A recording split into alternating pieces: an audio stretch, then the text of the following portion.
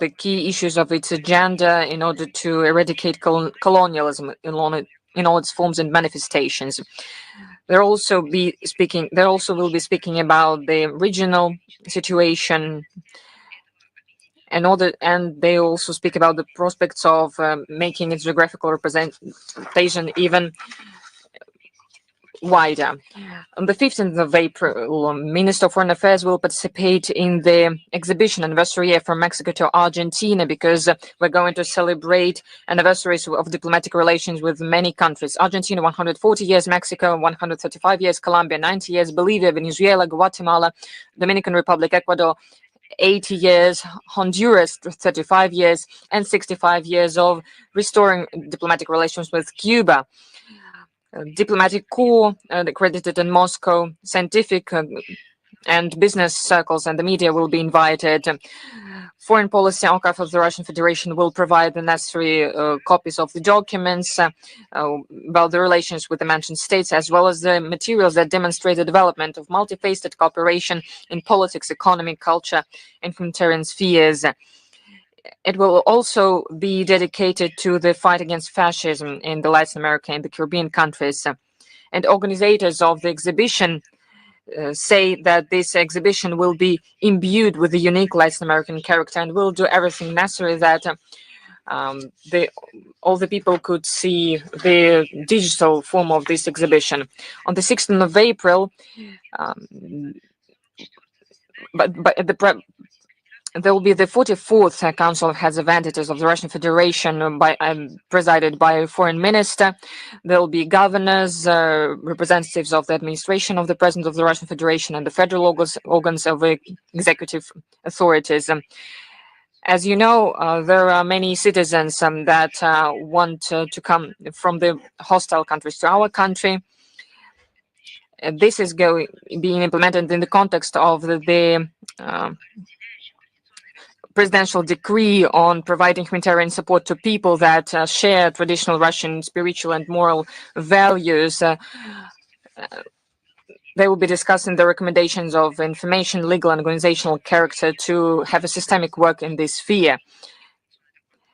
There will also be a report of the head of the Archangel region, Mr. Tsibulsky, presented.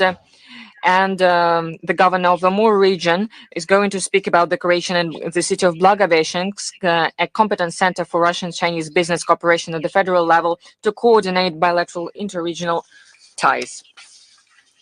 Let's speak about the relevant international agenda. I'll answer all the issues that we have received.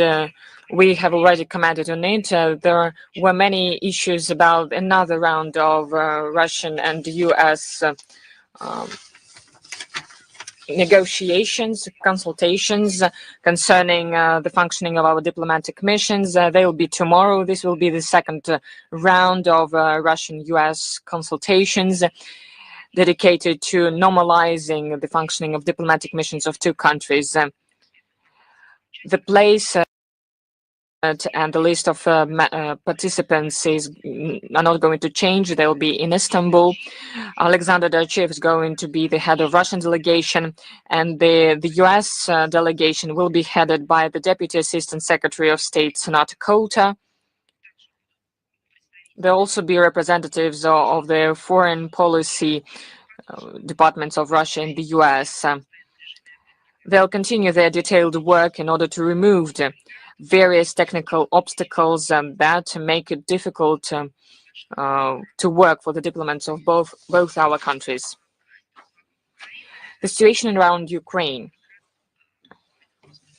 I would like to speak about the so-called arrangements which Kiev regime agreed to, but from the very first second, they started. It refused to implement it, despite the statements that were made to implement the 30-day moratorium for against the shellings of energy facilities. Kiev regime continues to deal blow after blow against the energy infrastructure of Russia. At the same time, Russia strictly enforces the ban on attacks.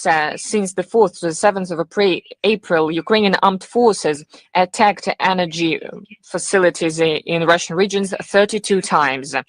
In particular, on the 4th of April, the Ukrainian armed forces attacked 5 energy facilities of Rosseti in Bryansk region, 4 facilities in Belgorod region, 1 facility in Voronezh, Lipetsk, and Kherson regions. The units of gas distribution plant Kremenaya and LPR were also damaged. Wires are broken on a high voltage line in Spalansky MPP Kalushka on the 5th of April. AFU also broken the high voltage line Ostrovskoye Kavilne of Kremenaga, damaged gas distribution pipelines in Voronezh region, 3 energy facilities of Rosseti in Bryansk and Rostov regions. On the 6th of April, 2 energy facilities of Rosseti in Rostov region were attacked, as well as 1 in Bryansk, Voronezh, and Kherson regions, a substation and DPR. As a result, thousands of Russian citizens of different towns were deprived of electricity and gas. These attacks of Kiev regime against Russian energy infrastructure means that they are violating their own obligations that they have assumed. And we inform the US, the UN, and the OEC about this. These are confirmation that the Kiev regime just cannot negotiate, and they are absolutely irresponsible. This is specific explanation of what is happening. Why is it important? Because everything that we hear that it is necessary to speak with the Kiev regime, but Kiev regime legally banned itself from having negotiations with us, and they cannot even implement obligations that they have assumed themselves. Speaking about the crimes of Kiev regime in other dimensions, of the 5th of April in Berezovka, Belgorod region, a Ukraine drone attacked a car, 3 people injured, including a 15-year-old teenager. In the town of Borky, 2 people were injured, including a 50-year-old teenager. No less than 11 people were injured in the Belgorod region. The 4th of April in DPR, a woman was killed in Kalinin district in Gorlovka. In Makeivka, 5th of April, an employee of a production company fish shop was killed. 2 her colleagues were injured. The next day, the drones attacked cars in central district of Gorlovka. A man killed, 5 people injured. The 7th of April, 2 more. And in the last week in DPR, 18 civilians were injured. In Bryansk region, in the 4th and 7th of April, 2 people killed, 1 injured. And we couldn't even believe it in 2025, but I'll underscore. It is the end of the first quarter of the 2025. In Suja, Kiev regime was selling the so-called passes for looting. A priest in Suja told to journalists that the so-called looting passes were sold to those who lived in the region of Suma. They were presenting the so-called looters' tickets at checkpoints, and their cars could go to the occupied towns, where these people could choose a house to loot in them, and they would take everything that they could take. We have already told you about the platforms and social networks, and in marketplaces as well. There were things that are sold, the things that belong to the people who lived there before. The Ukrainian armed forces, the militants were there at the time when this happened. So it doesn't correspond with any logic of good and evil, with the human morale. The Kiev regime is doing business with this war, and it has been for a long time. There is the so-called volunteer organizations. I'm going to give it, the name of it. It's not a mistake. It's not a metaphor. No, it's its name, NAFO 69th Sniffing Brigade. And it has its English name, and it's just what it sounds like. They are proposing Europeans to go around the hostilities zone, and they all can also buy different things with foreign symbols. And these people would give cash donations for the needs of the AFU. This way, people could come to the so-called hunt. There are special places for this. I'm speaking about hunt for animals. All of this is under control, implemented according to the legislation, and the Kiev regime has its own safari right now. If you want to receive an original chevron, it will cost you 100 euros. If you want an inscription on a car, you'll pay 1.5 thousand euros. For a banner, 2.5 thousand euro. If you pay 10,000 euro, with instructors, you could have this so-called safari to the front line. In the world, by the 21st century, there are many perversions. There are some people that are absolutely inhumane, that don't know what is morality, and they are inventing such things to just have fun. And I couldn't just imagine such a perversion when people are dying, when people are trying to survive, when the world, this responsible world, is trying to find true exit of this real drama. Someone is ready for a couple of thousand of euros or dollars to go there and to have fun looking at this land covered in blood. Since 2015 till 2022, Ukraine Nazis organized for their fellows in the so-called Nazi mind from the US and Western Europe this business. They could shoot against militia positions in Donbass. This way they would participate in the conflict. These feelings, these animal feelings,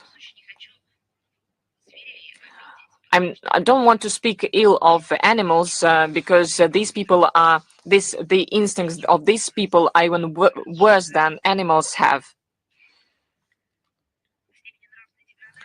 The scale of moral degradation of these volunteers is being shown by the products that they're selling. For instance, a chevron on the topic of the Petorichka shop that was destroyed in Suja with the inscription, "Sorry, it's not working." Law enforcement organs are fixing all the testimonies of the civilians, of the criminals, of AFU militants. There are cases that are being started, investigations are being done concerning all the ill things that they did against the civilians in the Russian regions. This is the year of the 80 years victory on the Great Patriotic War. And this is a very important moment for those who are trying to rewrite history. They are so thrilled and they're taking great pains to rewrite history. And they're doing this systemically. Just remember, 10 years ago, the 9th of April, this same day of the 2015, the Verkhovna Rada of Ukraine adopted a package of laws on decommunization, including the recognition of the members of nationalist bands, including the OUN-UPA, Organization of Ukraine Nationalists and Ukrainian Insurgent Army. They called them the fighters for the independence of Ukraine. And now the Kiev junta continues this sophisticated policy of falsifying historic truth, eradicating truth about those who won and those who rid the world of the brown plague. These are Hitler henchmen who have on their hands the blood of thousands of women and children and the old, and they have become they have been put on the equal footing of the veterans of the Great Patriotic War.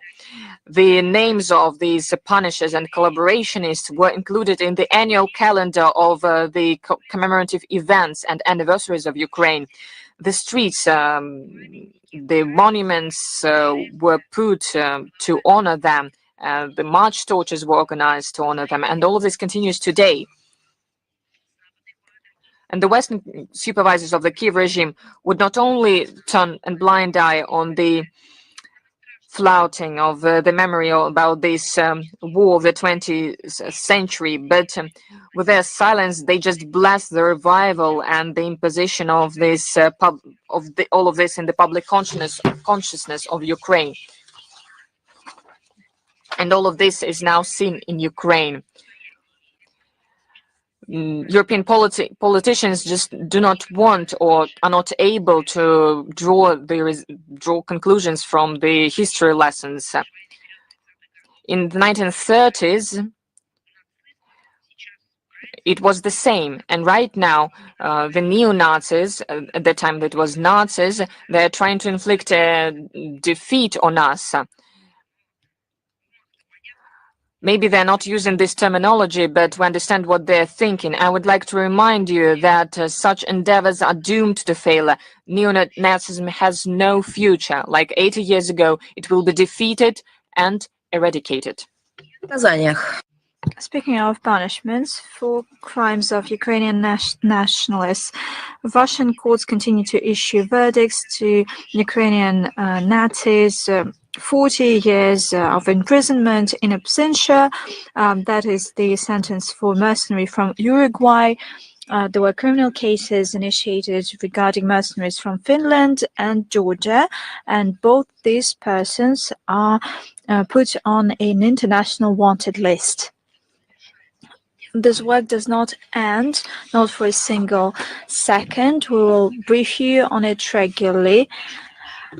Extremely cynical and false reaction was made by Zelensky following a strike by Russian armed forces against a meeting point of commanders of Ukrainian units at Magellan restaurant in Kryvyi Rog. Zelensky was theatrically appalled by the lack of harsh response by the US following the propaganda fake that claimed that Russian missile killed Ukrainian children. Washington insulted, or rather, he insulted Washington and rebuked him that he also called on to press on Russia. Allegedly, Russia is sowing death. Well, it is something that is related to his drug addiction or just a short reminder of himself. If he does wish to call a spade, we will do that. The footage shows that the armed forces of Russia made a strike against military goals, and it was a high-precision strike. According to the Russian MOD, up to 85 servicemen and foreign fighters were eliminated. Everything that could happen around this facility. Well, we were asked to call a spade, and that's what we are doing. This was caused by missile defense of Ukraine that was located close to residential houses, and these missile defense was used not professionally. This led to civilian casualties. Unfortunately, this was a tragic norm for Ukrainian Nazis. They sacrificed the life of their compatriots. This tactics of deploying snipers, equipment in residential areas, including close to children facilities, kindergartens, hospitals, clinics, that is something that they've been using all the time, and that's what we've been saying all the time. Meanwhile, we reveal even more facts of deliberate killings by Ukrainian fighters of innocent people, including women and elderly people. Unfortunately, we can say that the bloodshed of the Kursk citizens were just a large-scale phenomenon. According to eyewitness accounts that lived through a genuine hell, the white flag or any civil signs are perceived by these murderers from armed forces of Ukraine as a message, as a signal to kill defenseless people, regardless of whether they are Russians or Ukrainians. Let me also draw your attention that today, to the press center of the Russia Today agency, there will be a presentation of a report on war crimes. It was developed following eyewitness accounts by Maxim Grigoriev, the president of the International Civil Tribunal. We invite Russian and foreign media representatives to take part in this meeting, in this presentation. Indeed, this is a very difficult report. I would like to warn you straight away. It's very hard to hear that, to listen to that, to realize that, but you need to do that.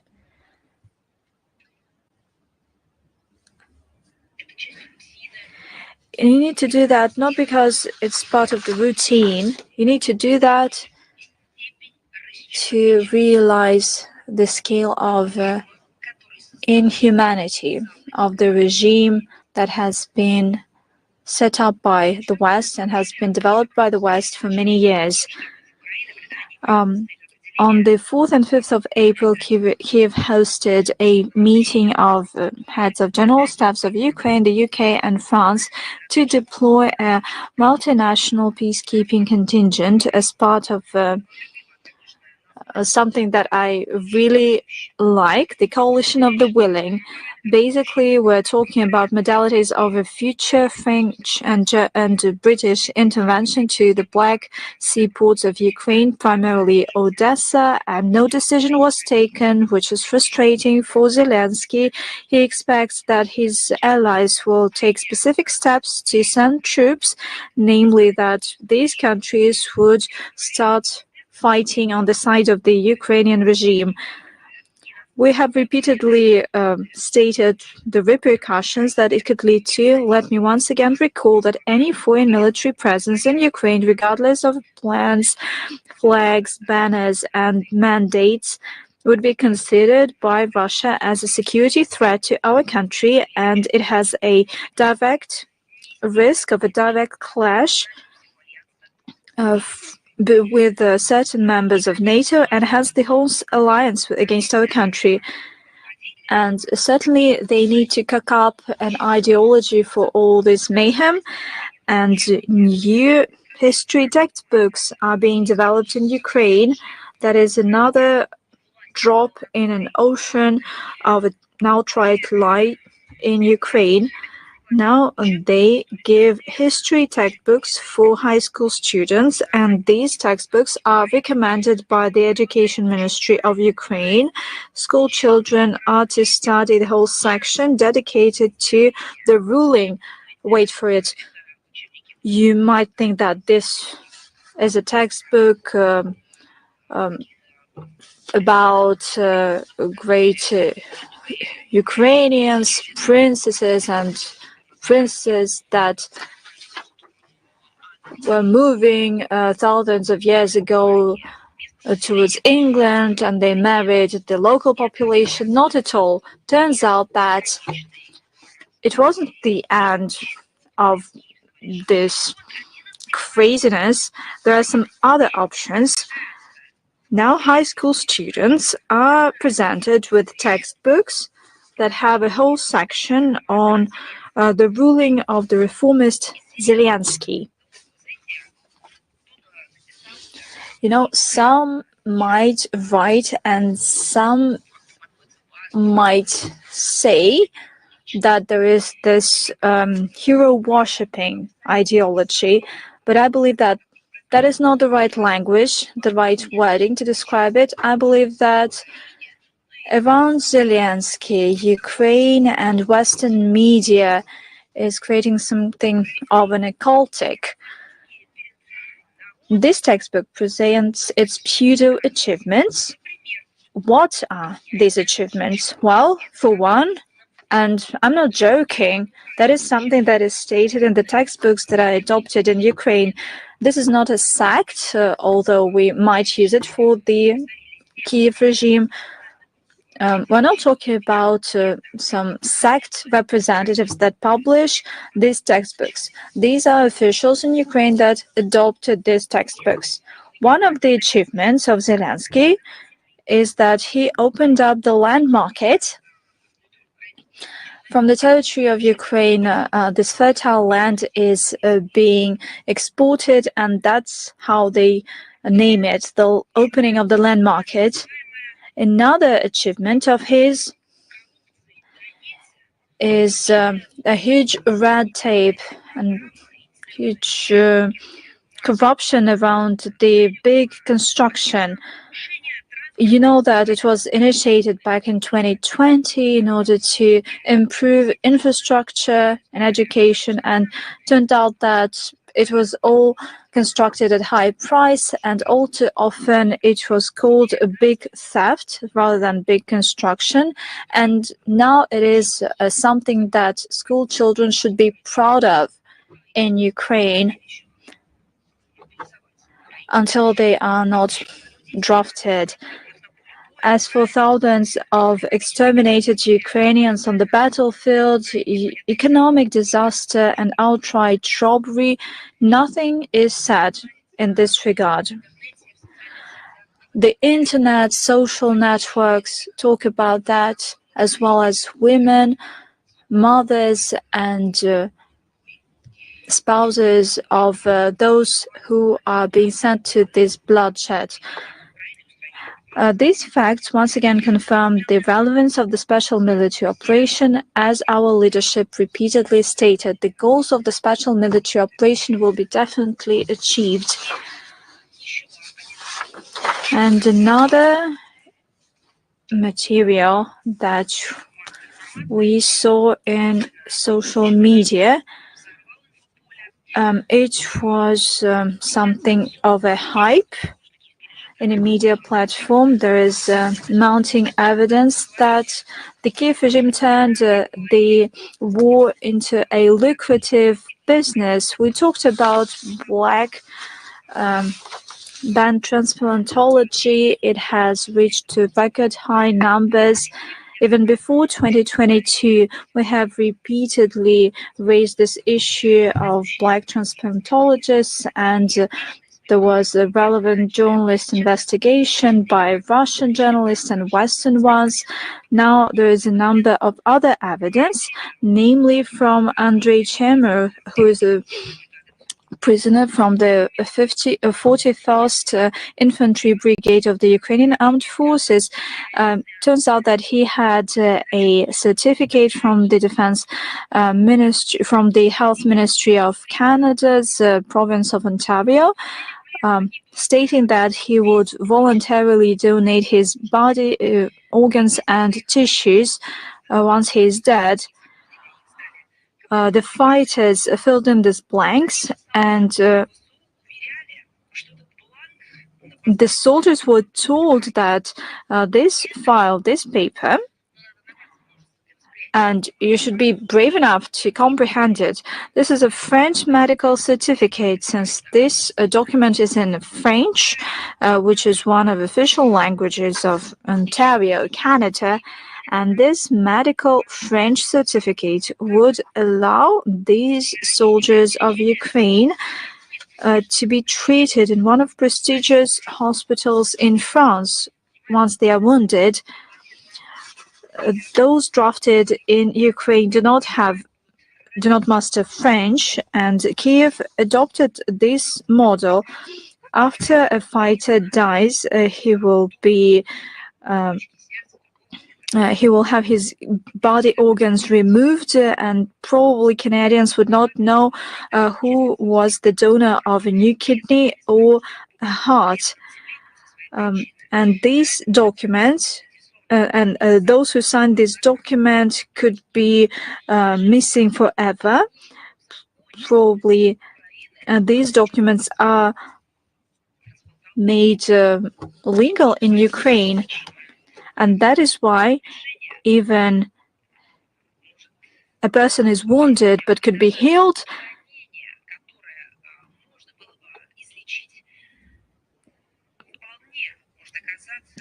It might turn out that for any soldier of Ukraine, this could be a lethal wounding and a lethal injury, because army doctors would search for some body organs and tissues in order to transplant it. Why should they treat such a soldier? It's more easy for them to be guided by the so-called French medical certificate. According to the ICRC, there are dozens of thousands of missing persons.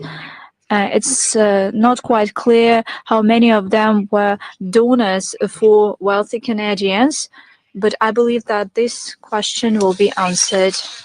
On the 3rd and 4th of April, Brussels hosted a NATO foreign ministers meeting, which confirmed once again that the members of this military alliance do not leave attempts to militarize Europe, and they continue to hatch confrontation plans against our country.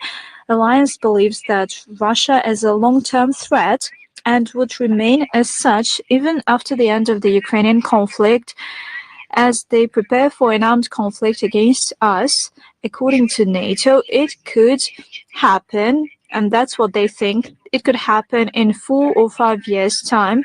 NATO plans to beef up their military expenditures.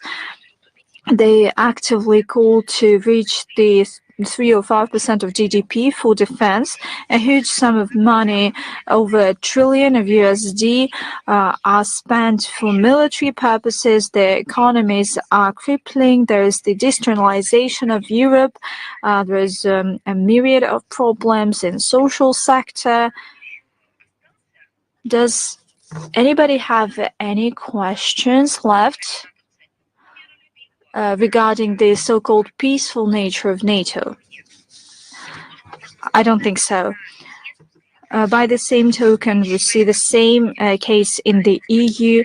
Military expenditures were discussed at an informal session of the EU Council for Foreign Affairs.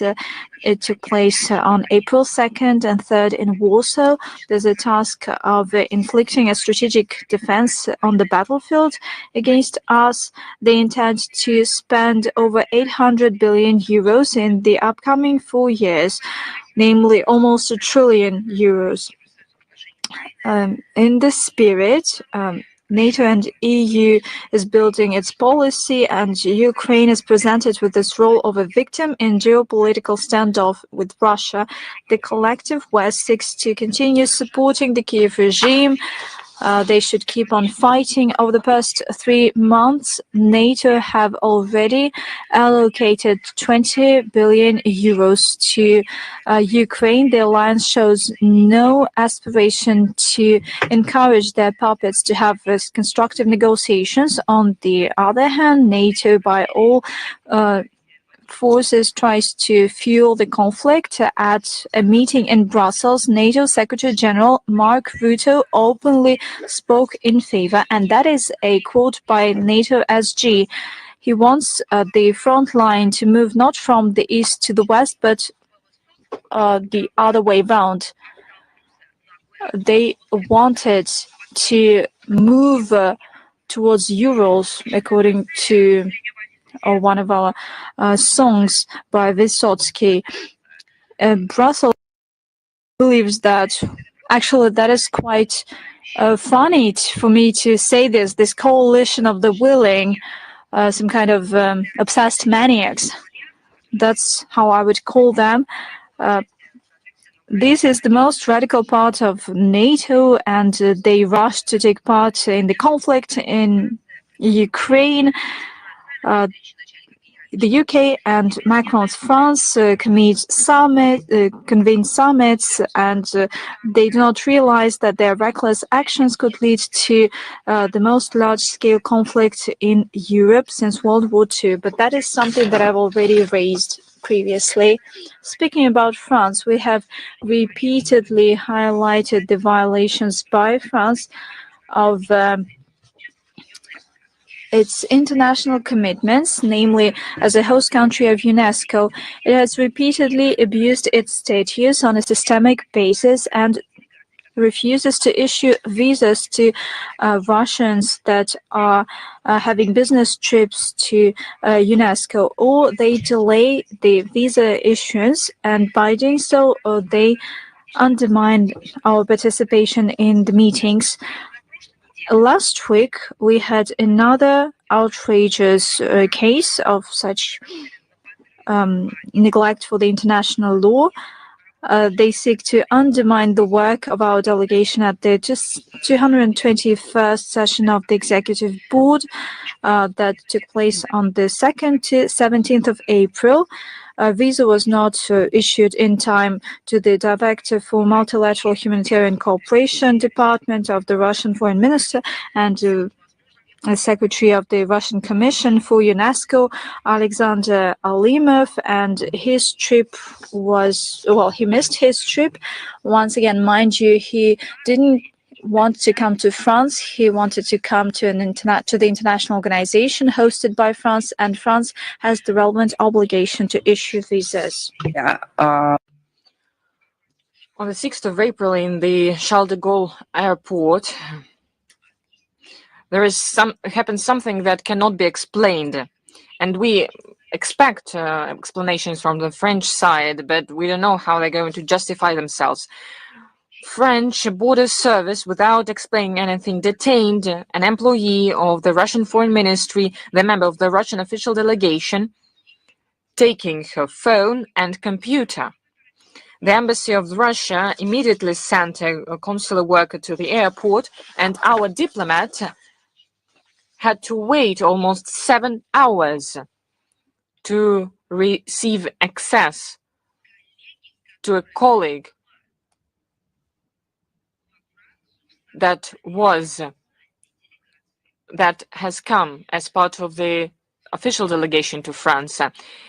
It is especially cynical because the French side has given a visit to our employee for this official trip. There were no obstacles, direct or indirect.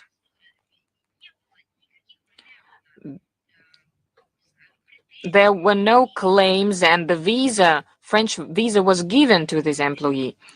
And after that, this shameful performance was organized. The Russian embassy sent to Paris a protest note, and during conversation in Moscow, there was a protest given to the embassy of France in Moscow. And as a result, after all of this, our colleague could enter the country. But for 24 hours, just imagine it, she had to stay in the border zone of the airport, and we're not going to leave it without consequences.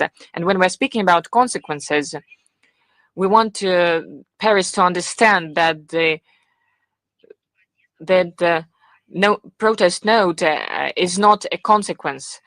You're going to see what they are going to be. We're demanding from the Paris to implement the provisions of the Article 9 of the agreement between the government of the French Republic and the United Nations Educational, Scientific and Cultural Organization regarding the headquarters of UNESCO, its privileges and immunities on the territory of France since of 1954. According to this document, French authorities have to, without delay, provide visas for the members of official delegations and employees of the permanent missions of these international organizations. And we ask the Secretariat of UNESCO to do everything in its mandate to end this illegitimate discriminant practice that questions the capacity of France to implement the functions of the receiving state. I have my own idea about what happened. There is a new French ambassador that has come to Moscow. Maybe Some people have in the French foreign minister have played a dirty trick on him. That is why he starts his work with such a scandal.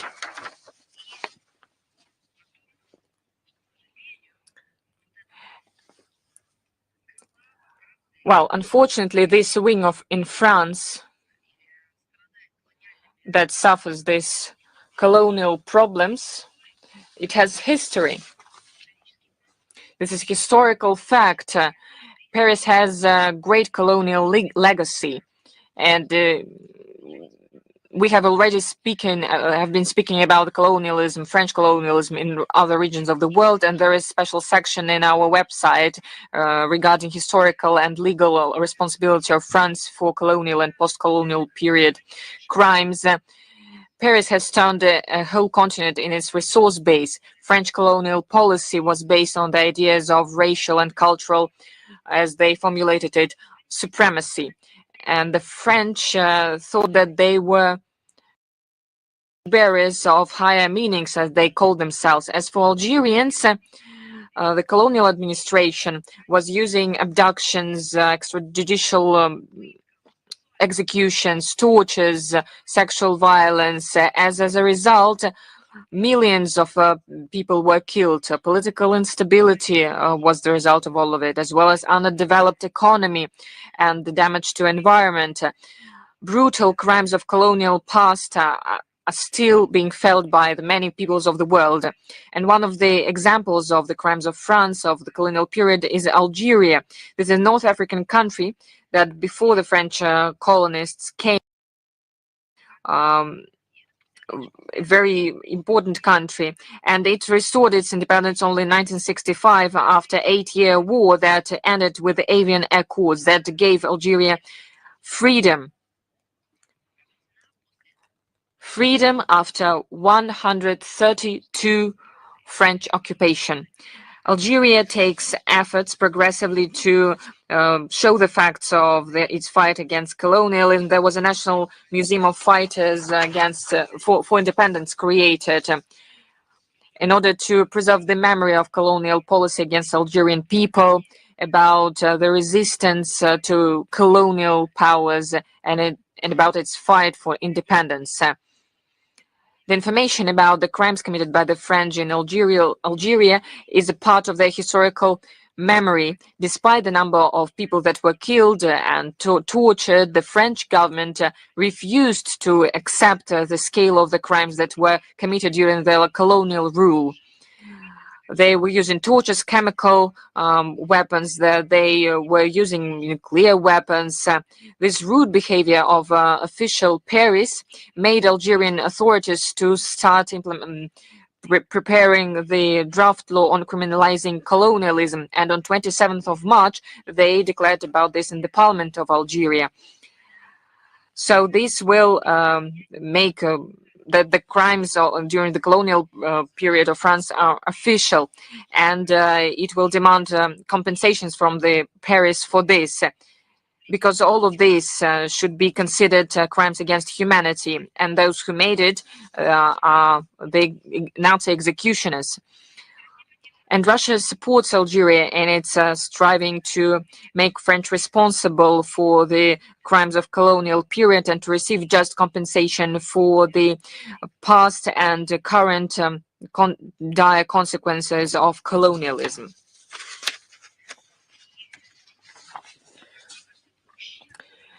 And let's also speak about the inferior impunity in the West, and it led it to the fact that they have lost the sense of reality.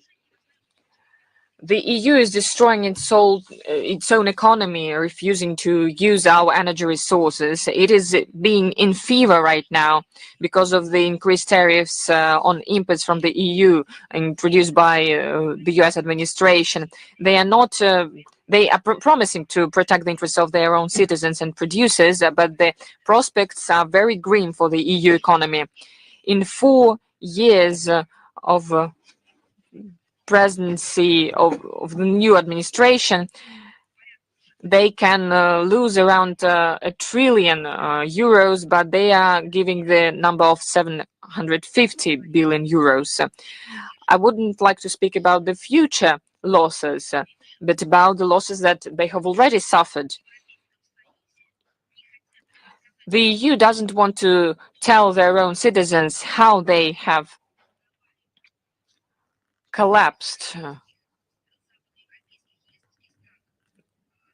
the economic prosperity that has been created in the EU countries. It was destroyed by the ideologists that wanted to break all the economic ties with our country. These results are not going to happen. They are already here.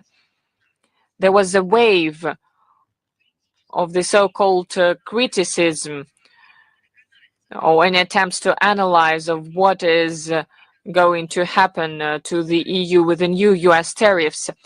But they need to talk about this to their own citizens. I'm speaking about the regimes in the EU. What have they done when they refuse to use Russian energy resources? How has it affected the lives of citizens and the big European companies? And we already know all these figures, but the EU is silencing all of this. They are not telling how the massive anti-Russian sanctions affected the EU economy, and other reckless actions or sometimes very deliberate actions concerning our country. The brightest example is the next one. This is the factor that they refuse to use our energy resources. But this is all started with the response, with the counter sanctions against them.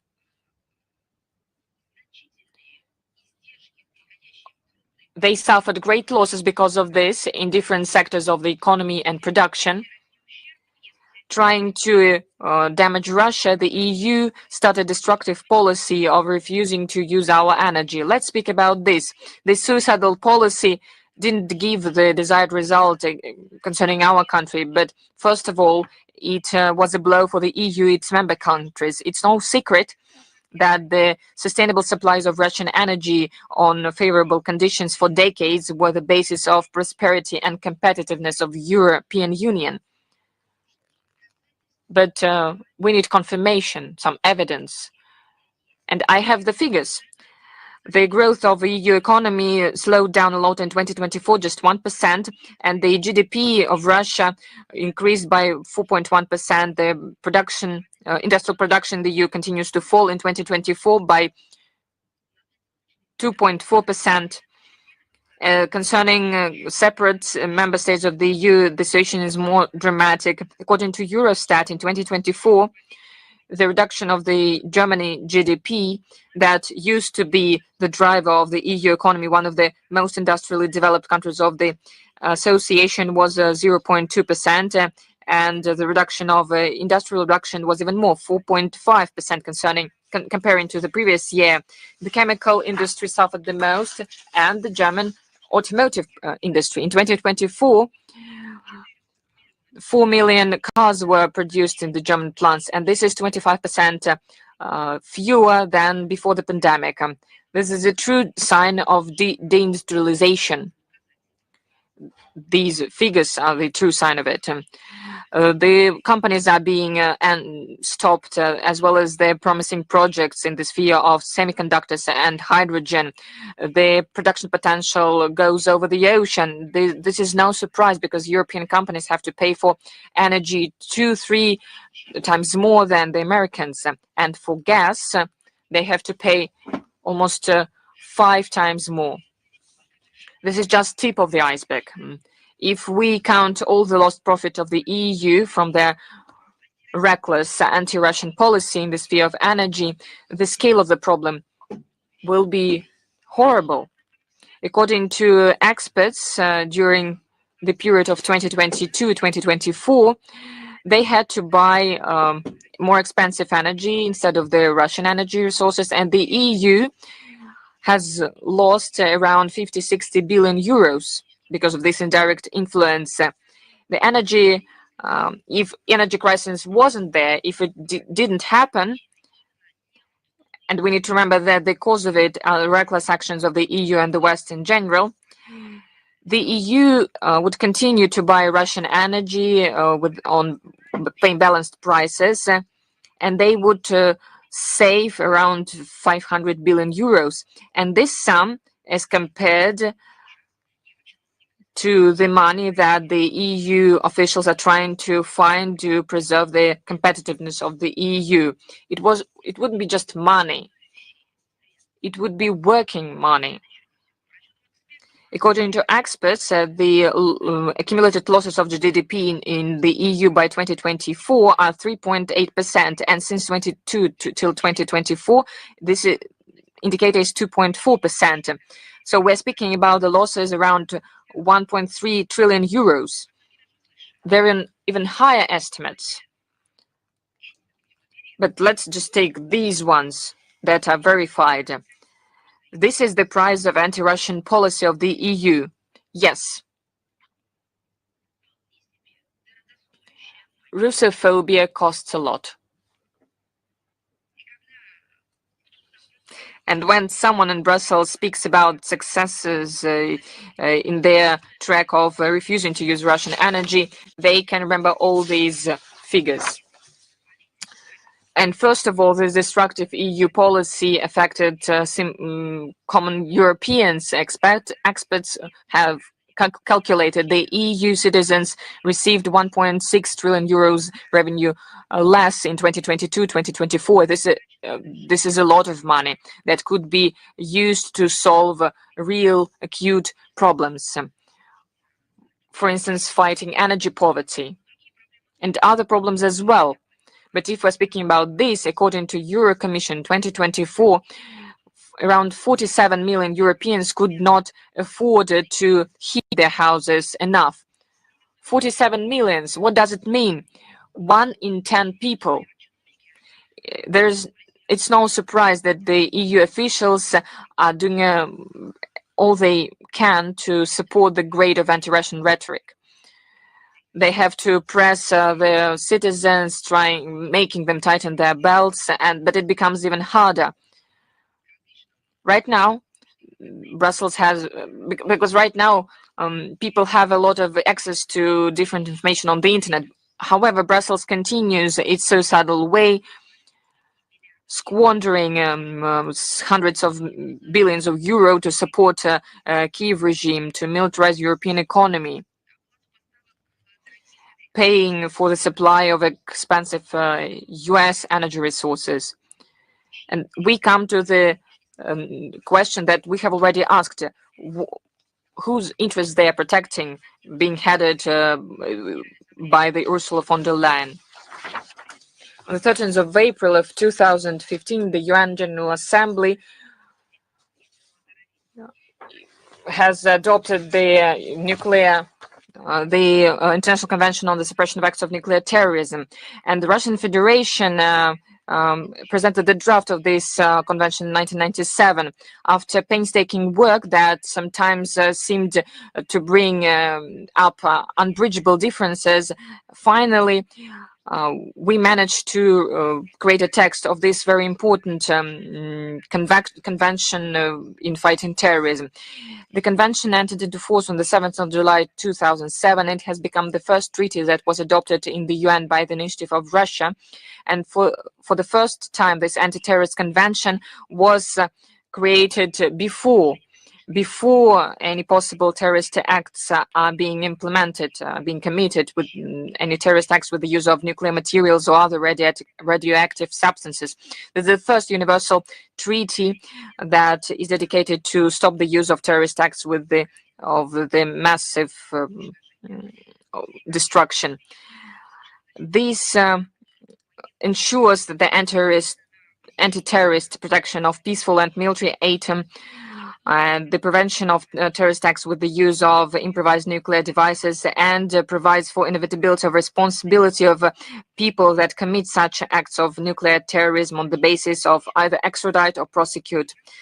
and the convention includes the mechanism to return radioactive materials, nuclear devices, and substances. On the 14th of April 2005, our president signed this convention, and in 2007, an instrument of ratification was given to the UN Secretary General, and Russia was the first state, nuclear state, to do this. On the 2nd of April, the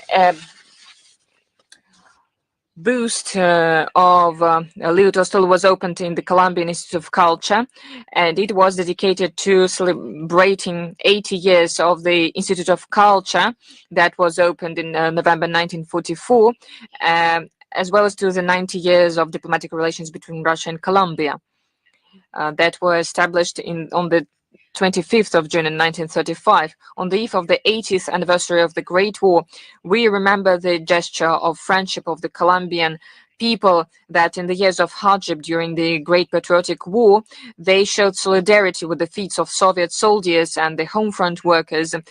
And they created the Institute of Colombian on Soviet Friendship, and this moral support was very important for our citizens while they were fighting Nazi invaders. Since 1991, this institution has the name of Leo Tolstoy. And now we're glad that this boost prepared by the great Russian sculptor Salavat Sherbakov will be decorating its halls. This initiative has become possible thanks to the project of Alley of Russian Glory. Different sculptures and memorials are being brought to different countries with the support of the government of Moscow, Russian Ministry of Culture, Federal Customs Service, and the embassy in Bogota, and as well as the honorary consulate of our consulate in Medellin. We value the interest showed by many citizens of Colombia to Russian culture and language, and we thank all those who helped the establishment of this boost. And we look forward to further strengthening the friendship between our peoples and countries. And a few points on the victory and World War II. On the 7th and 8th of April, in the run-up to the anniversary date, the Mortal Regiment Foundation had a forum that brought together coordinators of the Mortal Regiment from 50 countries. It sought to consolidate efforts to preserve historical memory on fighting against Nazism and confronting falsification of history. The forum brought together prominent political activists, culture, people of culture and art, patriotic public organizations, and in introductory remarks were given by Sergei Lavrov, and a few words on the 80th anniversary of the defeat of German unit of Königsberg and the seizing of Königsberg, namely Kaliningrad. It took place 80 years ago during East Prussian operation. It confirmed the high level of professionalism of Soviet strategists and showed the combat capability of the Red Army to fight using great skill and not great numbers. The then capital of Eastern Prussia was perceived as one of the unassailable fortresses of Third Reich, and it was prepared for long resistance even amid complete isolation. The defense was based on fortified posts. They withstood the test of time, and Germans called it the Iron Door. According to a veteran of the Great Patriotic War, Marathi Gurov, and I quote, 1 meter thick walls could fall only under our 305mm artillery. The Königsberg operation to seize the city was led by the commander of the 3rd Belarus Front, Marshal Alexander Vasilevsky, and it was a flash-like virtually, and it was completed within 3 days. The assault started on April 6 at 9 a.m. There was a barrage fire, infantry, tanks, and self-propelled vehicles. The second day, the city was encircled. On April 9th, Soviet troops eliminated the last hotbeds of resistance, and the Surrender Act was signed. The fall of Königsberg was a serious blow on German resistance. They lost the main navy base of Billau. The main forces of Samland and East Prussian units were destroyed. The assault of the fortress was celebrated by the highest grade of celebratory gunfire, 24 artillery salvos, and there was a Soviet medal established. It was established for the seizing of a fortress city, and I would like to convey my best regards to Annalena Baerbock, Foreign Minister of Germany. She said that she is proud of her granddad who fought on the side of Third Reich in Königsberg. The Resistance Day is celebrated on the 11th of April. They celebrate those who were fighting, and we value their memory. The citizens of France, Germany, Belgium, and other countries of Europe were participating. Several independence resistance organizations were set up. They collected intel. They undermined events of the occupied authorities. And according to historians, 40 to 50,000 Belgians participated there. 17,000 died. In Bulgaria, the core of this group was the Homeland Front. They coordinated guerrilla units nationwide, and they dealt a significant material damage to them, despite drastic change of Bulgarian political agenda and attempts to rewrite the outcomes of World War II. Anti-fascist organizations continue to defend historical truth.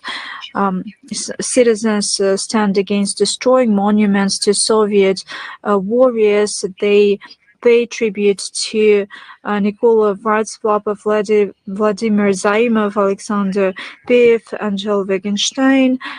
This fight against occupants was international, and it had one goal: to defeat Hitler forces and to liberate territories that were seized, and to destroy a hatred ideology. Over 180,000 compatriots participated in anti-fascist movement all around Europe.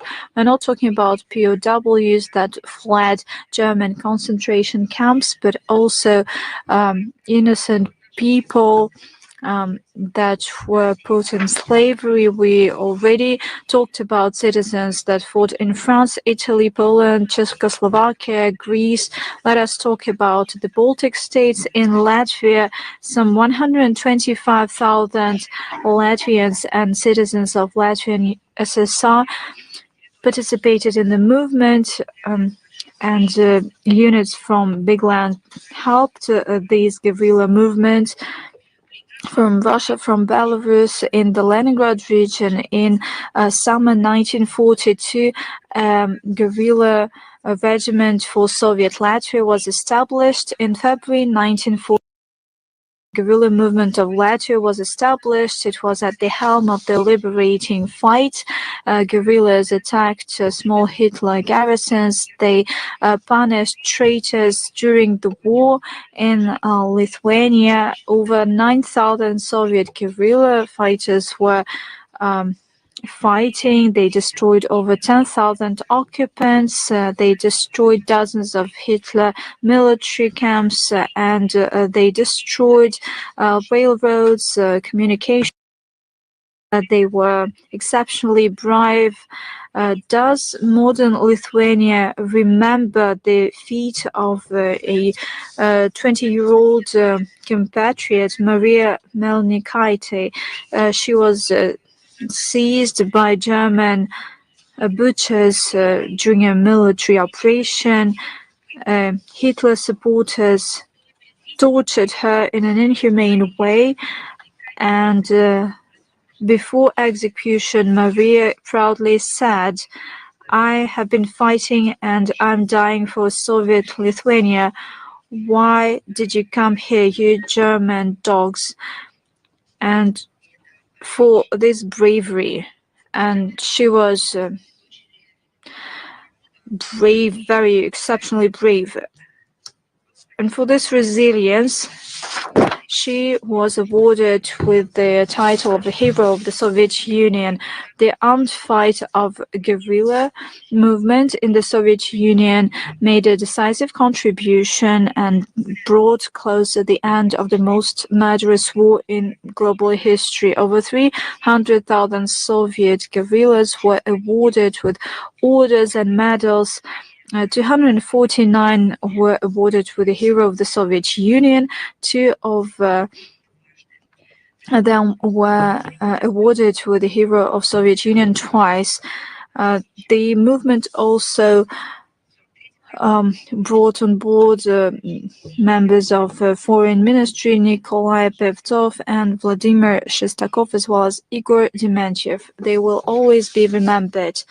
On the 11th of April, the whole world celebrates the International Day of the prisoners of concentration camps. It was established in 1952 by the decision of UNESCO, and it marks the rebellion of POWs in Buchenwald on April 11th. As you know, Germany and occupied territories saw a wide network of concentration camps. Millions of prisoners from the Soviet Union and European countries were detained and treated in inhumane conditions, and then they were killed. Throughout the war, over 20 million persons from 30 countries of the world went through these camps. Some 5 million prisoners were citizens of the Soviet Union. In 1946, at the Nuremberg trial, the International Tribunal recognized the concentration camps not only as a war crime, but a crime against humanity. The International Day symbolizes the resistance against all forms of violence, discrimination, and genocide. And it calls not to forget the history. Against this backdrop, we are appalled by the cynicism of the current German authorities. They take attempts to level down the importance of the victory as an act liberating Europe from fascism. They refuse to recognize crimes of Hitler supporters and their henchmen in the Soviet Union. As you know, German Foreign Ministry has recently, namely Annalena Baerbock, the granddaughter of a Nazi who's proud of her granddad. So the German Foreign Ministry sent instruction to regional and municipal authorities. Previously, they recommended not to invite official Russian representatives at memorable events. Now they have a significant change. The Foreign Ministry of Germany recommends to federal, local, regional organizations that will host memorable events to mark the 80th anniversary of this atrocious war, World War II. And our country sacrificed so much effort and lives. They suggest that not only Russian and Belarusian representatives shouldn't be invited, but they should be kicked out of these events. We have already commented on that. Come to think of it, it was made by Annalena Baerbock. She claims and she wants to become the president of the UN General Assembly this year, which is an anniversary year for the victory over Nazism, and it is also an anniversary date for the United Nations. On the 13th of April 1945, the troops of the Third Ukrainian Front, under the command of Marshal Fyodor Tolbukhin, seized Vienna completely. Selfless actions were made by Soviet troops. They prevented the destruction of the city, as well as many valuable architectural buildings that Hitler supporters were ready to blow up. And thanks to the decision of the Soviet command, Vienna preserved its historical image. That is the way our granddads preserved the historical legacy. And now it's quite tricky for Russian diplomats to get there, given the difficulties posed by officials in Vienna. During the Vienna offensive from the 16th of March to the 15th of April 1945, thousands of Red Army soldiers died. The German command gave huge importance to the Vienna direction. It hoped to stop Soviet troops and to cut a separate peace with the UK and the US. However, Soviet troops defeated the South Army and reached the outskirts of Vienna. As they tried to prevent futile casualties and to preserve historical monuments of the city, the commandant of the Third Ukrainian Front asked the population of Vienna to help Soviet troops. On the 9th of April, the Soviet government published a statement confirming its decision to abide by the Moscow Declaration on Independence of Austria. By noon on April 13th, Vienna was completely cleansed of fascist troops, and to celebrate the victory, on 9 p.m. on the 13th of April, the capital of our homeland, Moscow, had a celebratory gunfire. To mark this victory, over 20 units were given the title Vienna units. Soviet government had a medal for the seizing of Vienna. There are 217 monuments and military burials in Austria. Under some treaties, Austria undertook to respect, preserve, and maintain the tombs of servicemen that fell in its territory. Every year, Russian diplomatic missions in Austria have memorial events that seek to preserve historical memory on the feet of Soviet soldiers. When the Russian delegation headed by Minister Lavrov came to Vienna, the Russian minister usually laid flowers to this monument.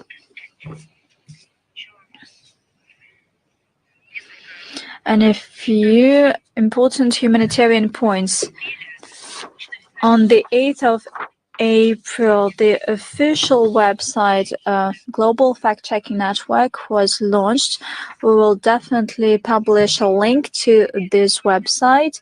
This is a global online platform that is accessible to all users. It brings together experts that debunk fake news. It is an information portal that accumulates topical research and debunking and investigation. In Moscow, there was a dialogue of regions. It was supported by the Foreign Ministry of Russia. It brought together over 1,000 of Russians and other participants from 60 countries of the world. The participants undertook the responsible fact-checking principles, and this is a global initiative that followed the endless flow of fake news and smear campaigns promoted by the West. The biased pseudo fact-checking activities. The forum saw the signing of a memorandum on establishing of the association, and it was supported by the TASS Information Agency. And congratulations to all of you on the results. We see this outcome, and there is a website in English, French, and Russians, and the first investigations that are already published. For instance, on a new wave of deepfakes, high-profile materials were published, namely on something that has been closed recently, the Voice of America. There are voices calling to save this voice of propaganda, and we provide multiple examples of how misleading entity was used, how it used fake news and fake toolbox that we have repeatedly mentioned, and now it is confirmed by American investigations. I highly recommend you to study it. We will publish the link. The goal of fact-checking analysis is to raise awareness about responsible contact with information, and any user might note that the key place in practical terms, in conceptual terms, is reserved to the code of responsible fact-checking. You can study it even now. All the links will be accessible in the text of the briefing. You can join the association using a link. Currently, the association comprises over 30 foreign journalists and investigators from 30 countries: Australia, Brazil, Spain, Nigeria, Pakistan, Indonesia, Singapore, and other countries. And certainly the association seeks to have an open dialogue with its users at the platform. And one of the American platforms is social networks. Any one of you could join the platform, could verify whether it's accurate. The work is ongoing not only website but also in social networks. I'm positive that this initiative will be developed and will be supported by all responsible users of the information process, primarily from countries of the global majority. Today, more than ever, the constructive approach is relevant. It is based on facts and responsible contact with regard to information. I wish the association every success. It is a hard job, but it is very relevant and important. Interestingly enough, in mid-20th century, in the US, the number of journalists and investigative journalists started to be perceived by ruling elites as threatening. They coined a term, conspiracy theorists, and they wanted to marginalize them.